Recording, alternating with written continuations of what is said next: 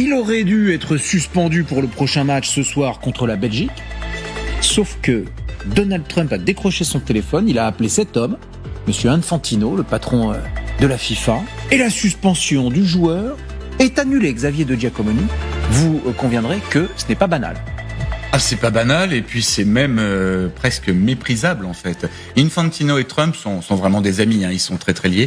Infantino est allé jusqu'à créer le prix de la paix de la FIFA pour l'attribuer à qui? Évidemment à Donald Trump, puisqu'il voulait le consoler en fait de ne pas avoir eu le prix Nobel de la paix. Juste comment il justifie Infantino la non-suspension? Parce qu'en football, vous prenez un carton rouge, la suspension pour le match suivant est automatique.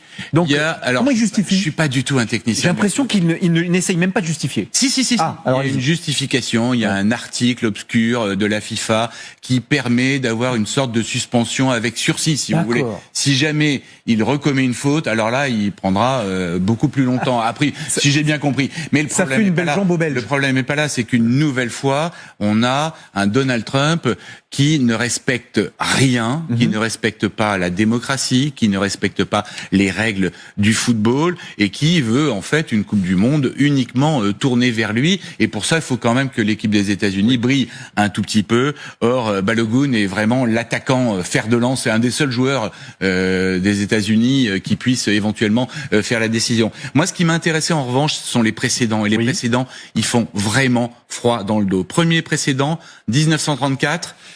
La Coupe du Monde se déroule en Italie et les arbitres sont sous la pression constante de Benito Mussolini. Benito Mussolini qui n'aimait pas du tout le football, mais qui avait bien compris déjà que c'était l'opium du peuple. Il va dans les vestiaires, il menace les arbitres et à la fin, qui c'est qui a gagné, à votre avis? L'Italie. Eh ben, championne du monde 34. Il semblerait, même si là aussi je peux avoir quelques lacunes, il faudrait me pardonner.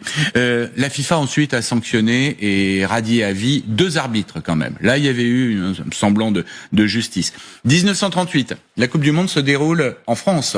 Et là encore, pression de Benito Mussolini. Nous sommes un an avant la Seconde Guerre mondiale.